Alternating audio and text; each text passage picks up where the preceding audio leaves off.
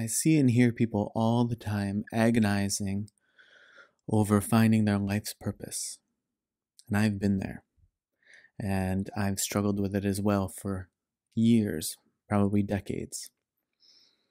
And what I've come to find out, and what I'm hoping some other people will understand as well, is the reason that you're struggling to find your life's purpose is because there isn't one.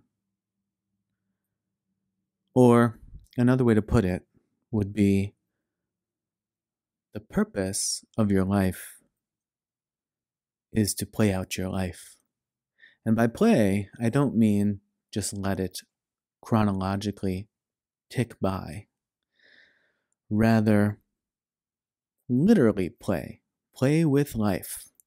I would suggest that people who do purport to have found their life's purpose, what they've actually found is a way to make an impact or make a living or see true success by doing something that they find playful. And playful can take many different shapes. It can be that it's something that's inspiring to you. It can be something that you find challenging, but that there is an inspirational value in overcoming those challenges and meeting those challenges. Or it could be that it's just the thing that you enjoy doing and it comes easy to you, or mostly comes easy to you, and you found that you can make a difference and that you can support yourself and others by doing that thing that you enjoy and that is also easy. But there is not a destination coming. And this isn't the same old speech of it's the journey, it's not the destination. It's not that. It's more than that.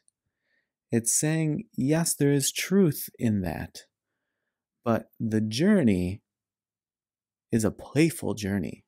It's not a punitive or necessarily struggle for the sake of struggle and you come out on the other side stronger type of journey. It's a readjusting of how you see the nature of existence and of the universe as being one of playfulness versus being one of utility and purposefulness. When you play an instrument or when you play something like dancing, I know we don't say we play dancing, but it's a playful activity. You don't do it because you're attempting to arrive somewhere. You can do it because it makes you feel a certain way, or it makes you feel a certain way because it makes other people feel a certain way. But that is a playful quality, not an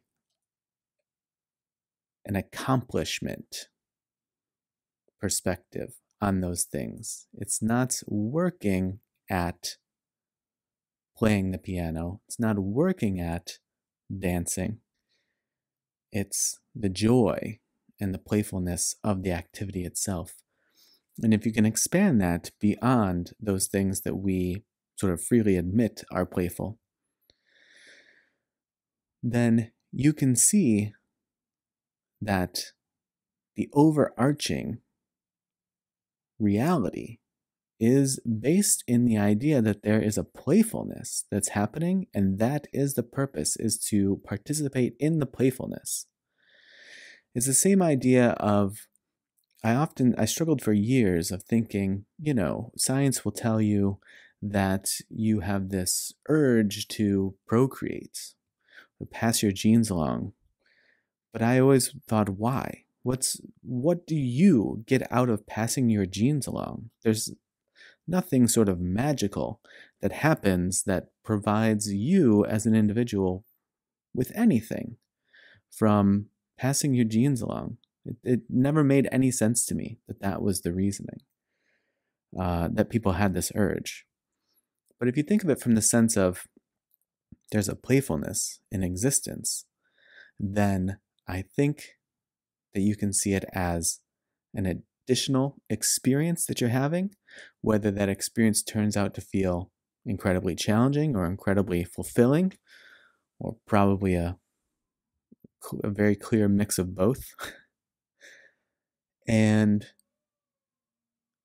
in that way, it's not that there's some sort of survival aspect to procreating, because there isn't.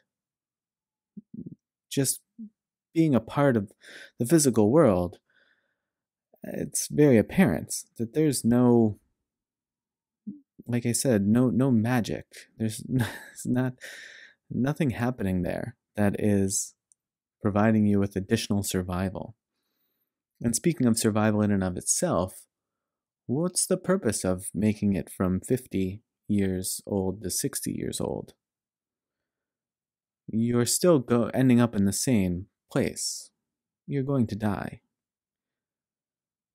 Well, from a playful drama perspective, it gives you that much additional time to experience the play and the drama. But you're still not going to survive. That's not a thing that's going to happen. And so I think finding the delineating factors between these two ideas of purpose and life, and trying to figure out the realities between them, and who people, what the experience is of people that are strong proponents of find your purpose because they have. What have they actually found? Haven't they actually found something that they're being playful with in some aspect? And again, that can take many shapes. One last thought that I'd leave when we think about the universe or creation or the one energy, whatever it is that you want to call that. Science will also tell you similarly that something like a dandelion and the spores that are scattered throughout the earth as the wind blows them along, and each dandelion is putting out, I don't know how many, but an extremely high amount of spores, right? And this, you see this in many other ways, and especially in the realm of procreation and passing along genetic material. And it'll say that, well, there's such a low survival rate that's why there's so much going out there, and a plague or a drought or an infestation could happen at any time and wipe out a bunch. So you always want to have more of your species than you had previously, in case there's some calamity that befalls. There'll be some that survive just because of the sheer numbers of them all. But I think a more realistic way to look at it is not that, because again, what does it matter to you if you want to have 15 children so that if there's some horrendous calamity, that some of your descendants will survive? What does it matter to you if you have descendants surviving long past your death? To me, that doesn't make sense. It does make sense if we think that the dandelions scattering spores in a wild fashion at a high volume isn't for survival, but it's a celebration. It's populating for the sake of celebrating, and the playfulness of participating in the drama and the dance and the song that are happening as the foundational structure and purpose for the universe.